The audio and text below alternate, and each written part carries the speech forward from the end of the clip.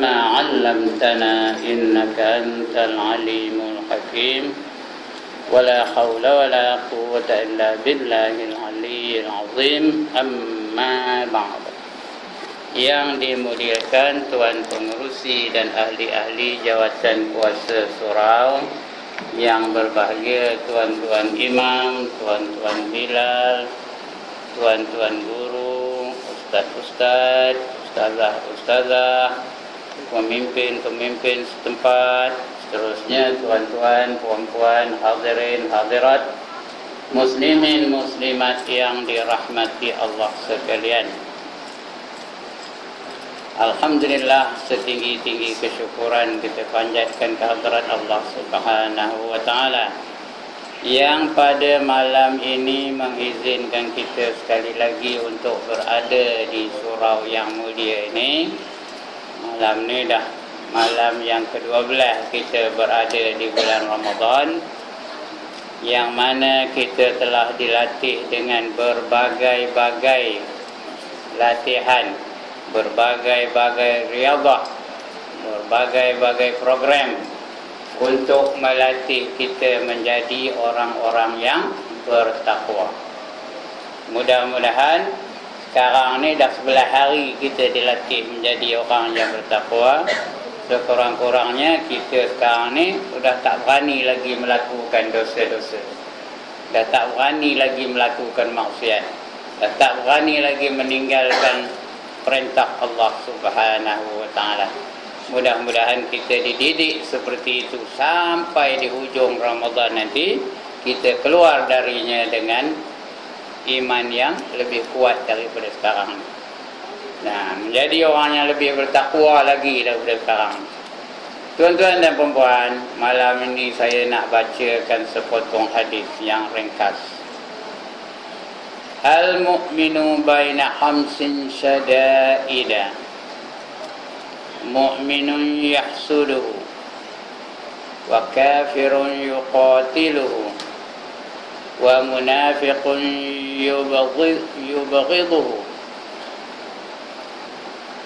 wa syaitanun yudhilluhu wa nafsun tanazi'uhu. Cakap kitanya, orang yang beriman itu dia terpaksa berhadapan dengan 5 musuh. Semua orang beriman tu dia terpaksa berhadapan dengan 5 musuh. Yang pertama, orang-orang yang beriman yang hasad dengki. Yang kedua, orang-orang kafir yang sentiasa nak membunuhnya. Yang ketiga, orang-orang munafik yang sangat benci kepadanya. Nya itu siapa? Orang beriman tadi, Yang keempat, syaitan yang sentiasa nak menyesatkannya. Yang kelima, hawa nafsu yang sentiasa mengajak ia melakukan kejahatan. Ingat tuan-tuan dan puan-puan, kita ni ada 5 musuh. We have got 5 enemies, you know. Pandai ada orang putih. Kita ni ada 5 musuh. Kalau kita tak kenal musuh, lalu kita rasa dia tu kawan. Macam orang melanggar dalam gelap lah. Dia ingat kawan dia. Dia pun peluk-peluk. Tengok-tengok dia dah musuh dengan orang tu. Entah berapa tahun musuhnya. Ataupun dia sangka melanggar-langgar tu musuh. Dia pun bertumbuk. Entah. Tiba-tiba dia kilat. Bila tu sudah ada cahaya. Kamu rupanya kawan dia. Best friend dia. Begitulah kalau kita tak kenal siapa musuh, siapa kawan. Dalam hidup ni kita mesti kenal siapa itu musuh kita, siapa itu kawan kita. Jadi kata Nabi, musuh orang-orang yang beriman itu ada 5. 5 ke 5? 5. Mana ada 5? Tak betul, Yang pertama, orang yang beriman yang hasad dengki. Dia beriman tapi hasad dengki. Detik aja dia nengok orang mengamalkan Islam, dia hasad dengki. Perangannya macam kerongge. Tahu ke dia siapa kerongge? Ada tengok kerongga tak? Kerongga tu kalau dia duduk atas pokok rambutan, dia makan ke tak buah rambutan tu? Tuan-tuan, kerongga yang duduk atas pokok rambutan, dia makan ke tidak buah rambutan tu? Tidak. Tapi kalau dia atas pokok tu, cuba dipanjat nak ngambil rambutan, apa buat di kerongga tu? Apa buat di kerongga tu? Dikokak-kokaknya. Betul perkataan dia tu serupa dengan saya. Saya nak sebut kokak tadi tu. Mun dikokak-kokaknya, di bulu-bulunya, itu perangai kerongga. Udah dah dia tak lalu nak makan rambutan. Orang nak ngambil rambutan tu, digigit-gigit, dikokak-kokak ni. Hari ini ramai dak kerongga, tuan-tuan dan puan-puan. Ramai. Dia tak reti nak ngajar. Betul orang ngajar pun tak dibaginya, dibuangnya. Ada ke tak? Mudah-mudahan dalam surah ni tak ada apa itu ya. Tak ada kerja nyembuang Tok Guru je. Kalau dia kerja nyembuang Tok Guru, dia tak ada apa? Dia tak reti nak ngajar. Orang tu apa namanya? Orang tu keluar apa? Kerongga tu. Ini hari ini banyak benar kerongga. Banyak berlaku. Tak nak saya sebut nama-nama tempatnya lah, tapi berlakulah kerongga tu. Dia tak reti nak ngajar, orang nak ngajar pun tak dibaginya. Lagi satu yang ramai jadi kerongga, Tok Bilal. Minta maaf dia, bukan Tok Bilal sini, Tok Bilal tempat lain. Tok Bilal sini tak? Dia dah bang, bila dah bang dia pun semayang sunat laju-laju. Assalamualaikum. Tu tak ada noli, kiri kanan dah tampil yang kamat. Udah ditampilnya kamat, orang tengah semayang belakang lagi. Ada tak berlaku? Udah lah macam peluru semayangnya. Assalamualaikum warahmatullahi wabarakatuh. Assalamualaikum warahmatullahi wabarakatuh. Lepas tu dia makin Allahu Akbar, Allahu Akbar. Orang tengah semayang. Ada tak? Di sini tak ada lah sebab dia heran apa itu. Tempat lain ada tak? Ada. Kalau apa itu namanya bila apa? Bila kerongga. Tok bila kerongga. Tok bila itu sebab sepatutnya dia masa nak semayang apa-apalah semayang waktu, udah lepas dia semayang sunat tu, toleh kiri kanan, tengok belakang, ada lagi ke tak orang tengah semayang. Kerana kalau dia nak qamat, itu adalah di bawah kuasa Tok Imam, bukan kuasa dia. Dia kena dapat persetujuan Tok Imam dulu, baru boleh dia qamat. Bang jangan campur, itu hal dia. Dia nak bang macam mana, itu hal dia, itu kuasa dia. Tapi dah nak qamat, kuasa siapa? Kuasa Tok Imam. Jangan jadi bila kerongga. Saya tak tahulah, hari ini tak tahu pun. Saya tengok Tok Bilal tadi, okey, dia tengok ke kanan dulu, dia tengok saya dulu, tak menjadi imam, saya tak nak, saya kaburkan. Itu okey lah tu. Di tempat-tempat lain, setengah masjid tu, kopi itulah. Kadang-kadang kita tak sempat nak sembahyang sunat sebab bilanya apa? Bilanya apa? Kerongga. Dia pergi orang belakang tu ya. Lagi dia kadang-kadang dia betul lambat sembahyang. Tambah macam kita ni, umur macam saya ni, umur dah 72. Tahu ke 72?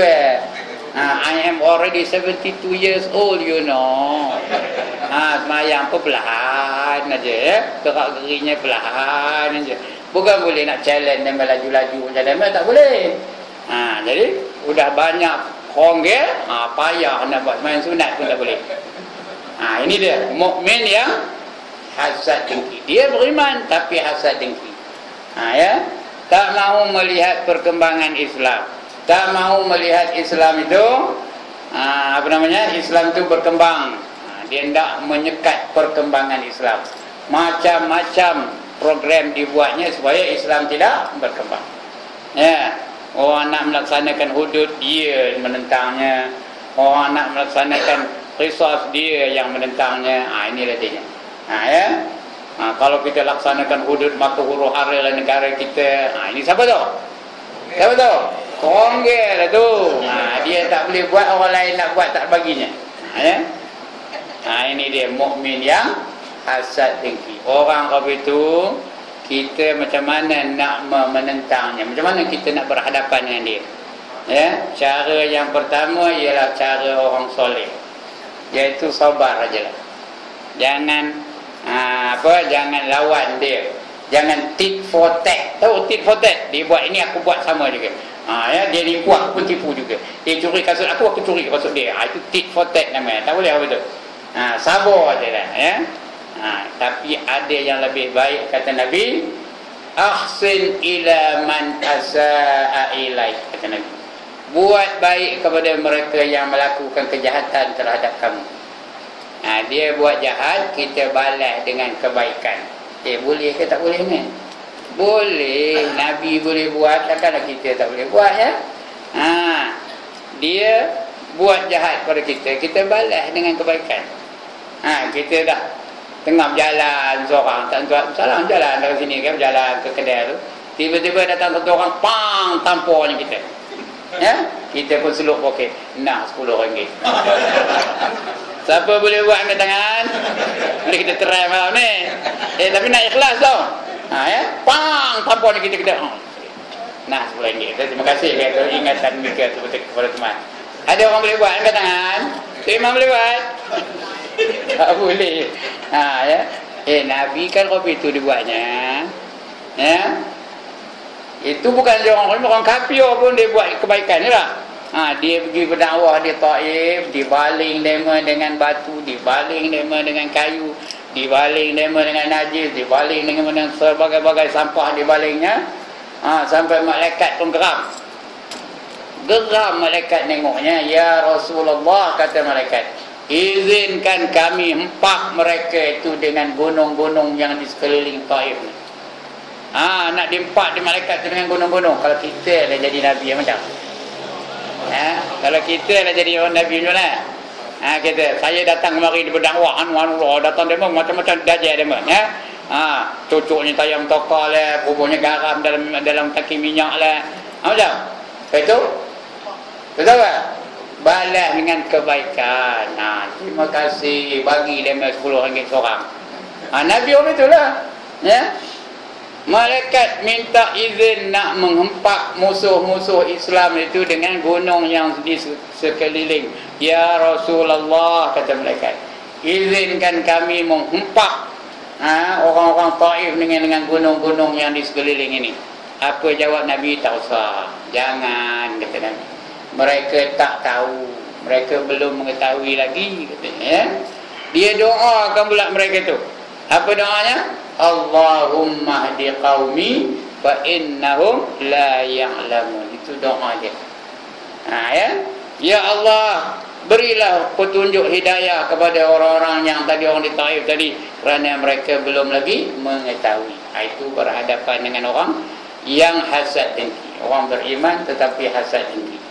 Yang bagusnya lakukan kebaikan terhadap kejahatan mereka. Kalau tak boleh yang itu, sekurang-kurangnya sabar. Jangan balas kejahatan dengan kejahatan. Ya, dia cucuk tayang tokar kita bakar rumah dia. Itu sopel kita dengan dia. Ya tak? Dia curi motor kita pun curi apa nak? Tokar dia. Itu sopel namanya. Dia sabar dengan kecinak tanduk mereka.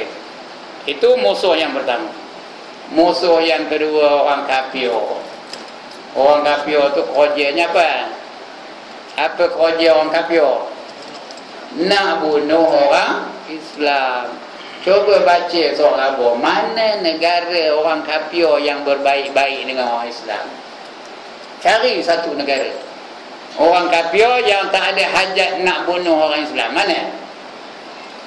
Ya, sekarang sedang berlaku di mana? Di Palestin, di Gaza. Orang Yahudi tengah buat apa sekarang ni? Tengah ngebom penduduk Gaza. Sekarang ni, kejap ni, tengah tuan-tuan duduk macam ni, saya tengah ceramah ni, tengah ngebom tu, dom-dam. Tuan-tuan kalau perhatikan, benda-benda ini berlaku ketika ada peristiwa besar. Macam sekarang ni sedang berlaku Piala Dunia. Jadi masing-masing orang tertumpu perhatian dia kepada Piala Dunia. Tambah dengan keputusan yang mengejut pula dia.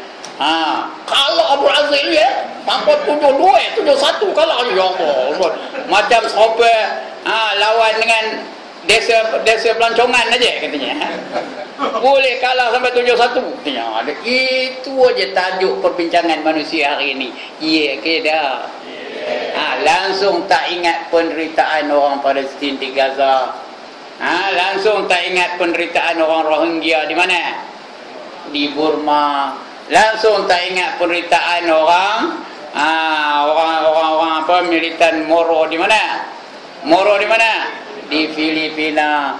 Langsung tak ingat penderitaan orang Chechnya di mana? Ya Allah, di mana? Ke mana? Di India, Chechnya.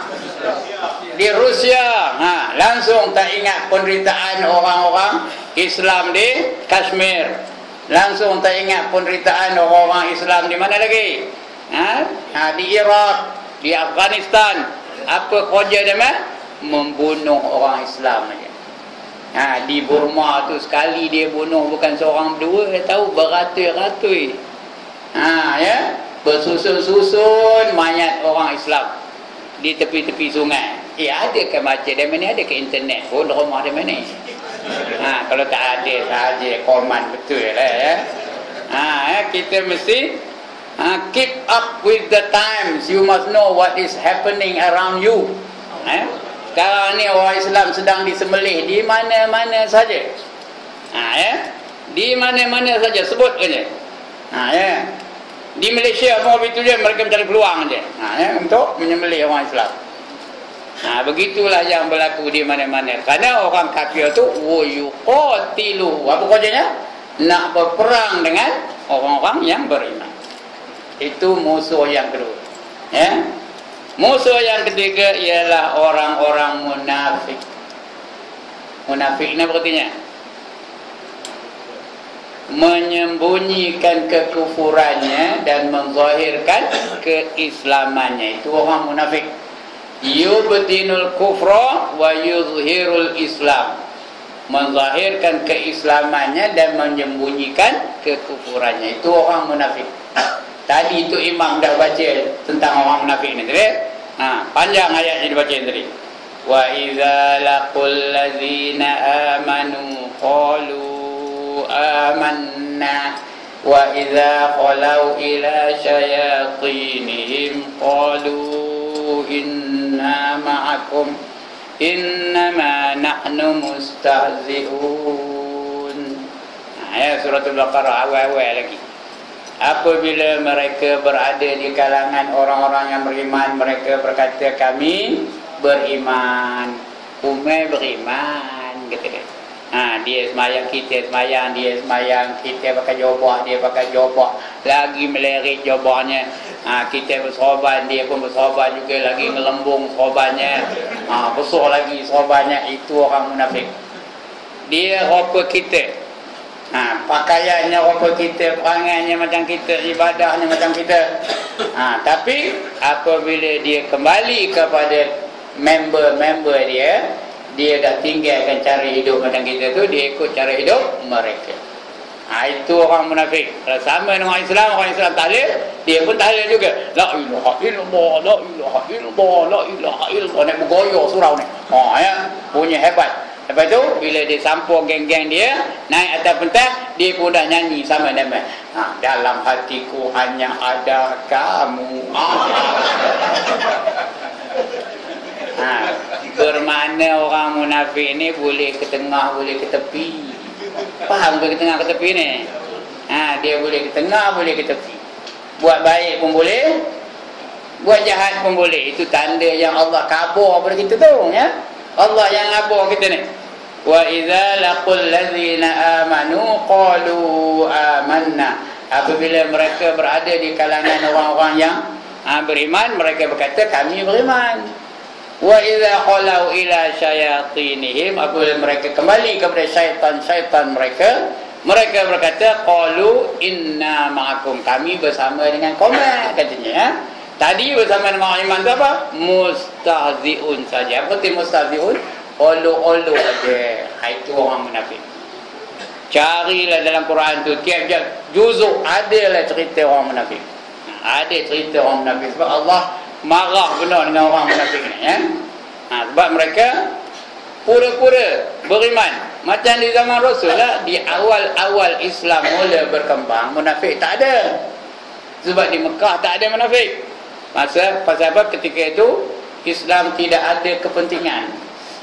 Orang yang menerima Islam, orang yang bawahan, mereka hamba-hamba, orang yang miskin-miskin, orang yang dhaif, itu aja yang menerima Islam. Tapi apabila Rasulullah berhijrah ke Madinah, masa itu Islam sudah mula naik. Sudah ada jawatan-jawatan tertentu. Sudah ada gubernur lah, sudah ada pemerintah lah, sudah ada panglima perang lah, sudah ada semua tu. Jadi bila ada jawatan, ada orang yang pura-pura beriman, ada tak orang pura-pura nak nyokong, padahal tak nyokong, ada ke tak? Ada, begitulah. Dalam kehidupan ni memang apa itu. Masa orang siapa tak nak dengan satu pertubuhan dulu, tak ada munafik pun. Dulu kalau ceramah 6 orang datang dalam satu anu tu. Kena bawa mikir Guslin sendiri, tahu Guslin? Betul. Ada 6 orang dengar ceramah. Ginarin? Apa tak? Kalau panggil mak sabu ramai tak? Berapa orang dengar? Jadi sudah meningkat, sudah maju, adalah golongan-golongan yang mengambil kesempatan untuk mendapat keuntungan dunia. Itu namanya munafik. Di zaman Rasulullah, munafik yang paling terkenal namanya apa? Abdullah bin Ubay. Ada Abdullah bin Ubay. Itulah munafik yang paling terkenal. Jadi Allah sangat marah kepada orang munafik ini. Sebab itu Allah bagi tanda-tanda munafik itu supaya kita jangan terjebak dalam masalah kemunafikan ni. Jangan kita masuk sekali jadi orang munafik. Sebab itu orang munafik itu ditempatkan di neraka yang di mana? Bawah sekali. Innal munafiqina fid darkil asfali minan nar, kata Allah. Sesungguhnya orang munafik itu ditempatkan di tingkatan yang terkebawah dalam neraka. Ngapa bawah sekali? Ngapa bawah sekali, tuan-tuan dan puan-puan? Jawablah, ngapa bawah? Apa salahnya di atas? Apa salahnya di atas? Tuan-tuan dan puan-puan, ngapa di bawah? Sebab neraka itu tingkat yang ke bawah lagi panas. Yang terkebawah adalah yang terpanas. Tahu tak? Dia neraka itu tingkat-tingkat, ada 7 tingkat ya. Lagi bawah lagi panas, lagi bawah lagi panas, lagi bawah lagi panas. Yang paling bawah itulah dia yang paling panas. Itu dalam neraka ya. Macam orang nanak nasi lah. Ada ke pernah nanak nasi dia ni? Suami-suami ni ada ke pernah nanak nasi? Ada ke tak ada? Ada. Kalau ada dia ni queen control ni. Okey, kita semua ada nanak nasi, saya pun ada. Yang mana dulu jadi kerak? Atas ke bawah? Yang mana dulu jadi kerak, atas ke bawah? Ngapa bawah? Kerana dia yang paling panas, dia yang dekat dengan api. Yang atas tu kadang-kadang mantah pun ada. Ngapa? Pasal tak cukup api ya. Tapi itu api poyok, api nasi ya, bukan neraka. Jangan dah pula bercerita-cerita aku bawah tak berani, atas tak ngapel neraka baik atas baik bawah semuanya akan sangat-sangat teruk panasnya apinya ya. Ini dia orang munafik. Musuh yang ketiga. Untuk melawan musuh yang kedua dan yang ketiga ni, Quran dah bagi tahu, wa qatilu fi sabilillahi allazina yuqatilunakum. Apa kata Allah? Berperanglah dengan golongan orang kafir dan orang munafik ini seperti mana mereka memerangi kamu. Macam mana dia perang dengan kita, itulah kita balas balik. Dia bom kita dengan roket, kita balas balik dengan roket. Dia bom kita dengan bom atom, kita balas balik bom atom. Ya, dia tembak dengan senapang, kita balas dengan senapang. Dia tembak dengan roket, kita balas dengan roket. Dia tembak dengan pistol, kita lawan balik dengan pistol. Itu cara Tuhan suruh. Cuma malangnya kita hari ini tak ada senjata untuk melawan orang kafir tu. senjata nuklear, tak ada bom atom, tak ada bom hidrogen, tak ada napalm, tak ada. Tahu apa napalm? Askar kata tahu napalm saja anu lah ya. Apa? Senapang yang ngeluar api tu, berapi tu, nembak apa nak? Pelurunya api. Itu namanya napalm, Kita apa tak ada. Lebih-lebih lagi orang Melayu apa yang ada? Yang ada apa? Keris hang tua, itu berjadi. Nah, ditembak dengan senapang, peng, kita pun tunjuk, nah, keris hang tua. Takkan Melayu hilang di bumi. Boleh ke menang? Apa itu, tuan-tuan? Kita patut dia serang kita dengan kebudayaan kotor, kita lawan balik dengan kebudayaan yang mendidik jiwa. Dia masuk hiburan-hiburan yang kotor, kita lawan balik dengan hiburan-hiburan yang mendidik jiwa, yang boleh mengingati Allah dan sebagainya. Dia berpakaian dengan pakaian yang menedang aurat, kita lawan balik dengan pakaian yang menutup aurat. Itu namanya lawan. Kalau dia pakai pakaian menedang aurat, kita pun sama menedahkan aurat, itu bukan lawan namanya. Itu apa gelap? Itu ngikut. Dia tak bertudung, kita tak bertudung. Dia minum arak, kita minum arak. Dia berjudi, kita berjudi. Dia ngambil nombor ekor, kita pun ngambil nombor ekor. Itu bukan lawan namanya. Itu apa kalau nak? Itu ngikut. Tiap-tiap minggu dia ngambil nombor ekor, kita pun tiap-tiap minggu ngambil nombor ekor. 2558. Tahu ke mana 2558? Ada luar. Jangan ambil pula ni masih mula ustaz ni kata ngarut ya. Ini dia tuan-tuan dan puan. Itu musuh kita yang ketiga. Musuh yang keempat ialah syaitan. Syaitan ni memang kojat. Tapi bulan Ramadan ni tak ada syaitan. Ya. Ada tak syaitan bulan Ramadan ni? Kemana? Kemana? Udah kena ISA sebulan lamanya. Tahu? Patutnya di bulan Ramadan ni tak ada lah maksiat. Tak ada orang ngumpat lagi, syaitan dah tak ada. Ya, betul tak? Syaitan dah tak ada. Tak ada orang ngumpat, tak ada orang rasuah, tak ada orang mencuri, tak ada orang merogol, tak ada orang berzina, tak ada orang karaoke. Ya, patutnya karaoke itu kosong lah. Cuba kita pergi malam ni karaoke itu kosong ke penuh? Siapa nak pergi mau? Jom saya bawa kan. Tahu mana karaoke sini? Di pun ni. Di mana? Tak tahu dah kan? Ya Allah, saya pun tahu. Di mana? Jalan yang kalsum. Tahu ke mana jalan yang kalsum? Banyak situ, naik kelab banyak itu. Karaoke saja di bawah. Yang pergi karaoke itu bukan orang muda-muda, tahu. Orang yang tua-tua bayar saya ni, umur 60 lebih kata. Itu yang pergi tu. Beria benar mengenjut. That's the way I like it. Patutnya dah tak ada lah karaoke tu, kerana syaitan dah tak ada. Tapi ada dah. Ada. Kenapa? Ada lagi satu tadi, iaitu hawa nafsu. Syaitan memang tak ada. Syaitan tu dirantai dan dibelenggu, dia masuk dalam penjara, dalam ISA. Ada di Kemunting tu, tak saya pergi tengok. Ada. Nak lambai aja itu syaitan. Allah dah khabar dah. Alam ahad ilaikum ya bani Adam. Lagi sambung. Allah ta'budu syaitan. Sambung lagi. Innahu lakum aduwwum mubin. Tak pernah dengar dalam ayat ni pun. Alam ahad ilaikum ya bani Adam. Allah ta'budu syaitan. Innahu lakum aduwwum mubin. Bukankah telah aku bagi tahu kamu wahai anak Adam, jangan kamu ikut bujukan daripada syaitan. Sesungguhnya dia bagi kamu adalah musuh yang amat nyata. Syaitan itu musuh kita. Sekarang tak ada. Sudah tak ada syaitan, ada pula lagi seorang. Apa namanya? Hawa nafsu. Dalam dunia ni nafsu lagi teror dari syaitan, tahu. Syaitan ada masanya dia kena tangkap, nafsu tak ada. Dia ada bersama dengan kita every time, every minute, every second.